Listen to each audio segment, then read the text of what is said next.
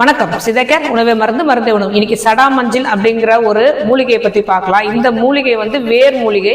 இது இங்க கிடைக்கிறதே இல்லைங்க. இமயமலை 2500 மீட்டர் உயரத்துல மேலதான் இந்த சடா மஞ்சள் மூலிகை வளரவே ஆரம்பிக்கும். ஒரு நீட்ட, அதாவது நல்ல தண்டு வேர் உள்ளது. அதுல நிறைய சங்கிலி வேர்னு சொல்ற சின்ன சின்ன வேர்கள் கொண்ட இந்த மூலிகை ரொம்ப ரொம்ப மருத்துவ குணம் அதிகமா உள்ளது. முக்கியமா இந்த சடாமஞ்சள் வேரை தேங்காய் எண்ணெயில ஊற வச்சோ இல்ல காய்ச்சோ வச்சுக்கிட்டோம் அப்படின்னா நல்லா அடர்த்தியா முடி வளரும், ஸ்ட்ரெஸ் எல்லாம் போகும், தலை நல்லா குளிர்ச்சி ஆகும் அப்படின்னு சித்தர்கள் சொல்லியிருக்காங்க. இந்த சடாமஞ்சள் வேர் குளிர்காலத்துல மட்டும்தான், அதுவும் இமயமலையில மேல மட்டும்தான் இது விளையக்கூடிய தன்மை உடையது.